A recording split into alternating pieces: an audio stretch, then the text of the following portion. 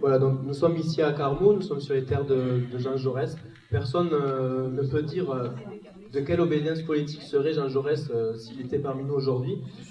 Cependant, voilà, je crois quand même pouvoir dire, sans me tromper, que cet amoureux de la République, qui était naissante à l'époque, de la démocratie et du partage des richesses, il n'aurait pas trouvé sa place au sein des vieux partis, de ces vieux partis qui prônent une gauche néolibérale, toujours plus à droite, une gauche qui se sert des inégalités qu'elle a elle-même créées pour diviser le peuple.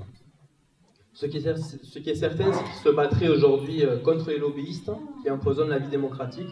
Aujourd'hui, il y a 10 fois plus de lobbyistes au Parlement européen que d'élus. Il se battrait contre la haute finance, il se battrait pour le peuple, et il arrêterait surtout de parler de croissance, alors que le PIB de la France n'a jamais été aussi élevé que ce qu'il est aujourd'hui, et que le gâteau est largement assez gros déjà. Voilà, la mauvaise nouvelle, c'est que la croissance, de toute façon, elle a atteint ses limites. Il n'y en aura plus, du moins plus dans les proportions qu'on a connues dans le passé. Ceux qui essaient de maintenir coûte que coûte un semblant de croissance encore, ils le font au détriment de nos vies, au détriment de notre environnement et au détriment de notre avenir à tous. La bonne nouvelle, c'est que nous n'en avons pas besoin de la croissance pour créer de l'emploi et pour être heureux. Le gâteau, comme je l'ai dit, il est déjà suffisamment gros. Maintenant, il suffit de le partager de façon équitable, avec de partager ses richesses déjà considérables. Voilà, il n'est pas normal, par exemple, pour moi, qu'un chef d'entreprise gagne plus de 10 fois ce que gagnent ses employés. Si l'entreprise fait des bénéfices, c'est très bien, tant mieux, c'est grâce à tout le monde. C'est grâce à tous les employés, donc que le chef d'entreprise soit augmenté, c'est normal, mais à juste proportion et à la même proportion que ses employés. Aujourd'hui, dans les entreprises du CAC 40, c'est pas 10 fois plus que gagnent les patrons, pas 20 fois plus, mais 95 fois plus en moyenne. Et même dans certaines entreprises, comme Carrefour, certaines années, jusqu'à 450 fois plus. Voilà, et là, je parle encore que des grands patrons et pas des actionnaires. On pourrait aussi vous dire beaucoup sur les actionnaires.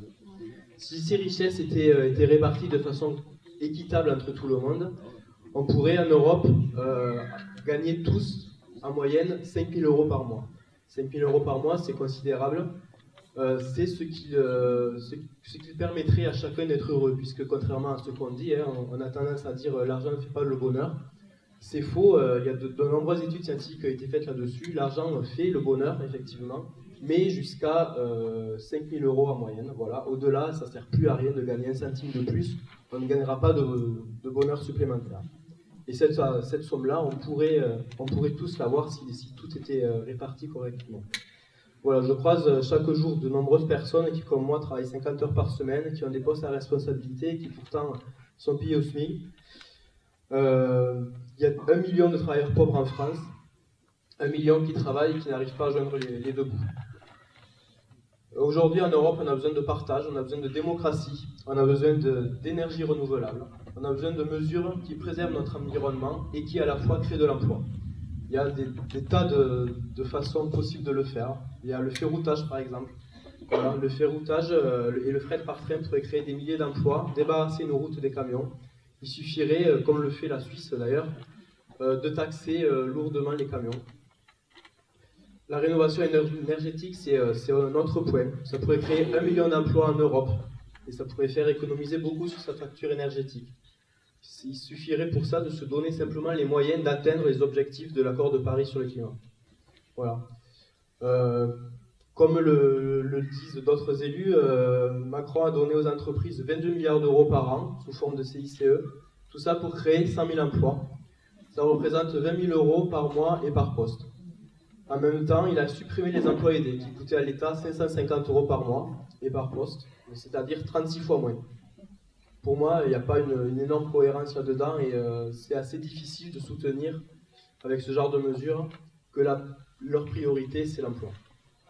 Voilà. Aujourd'hui en Europe, on a besoin que ça change, on a besoin d'élus qui soient du côté du peuple. Et donc, je vous laisse autour de ces tables rondes pour échanger entre vous et ensuite on laissera la parole à nos invités.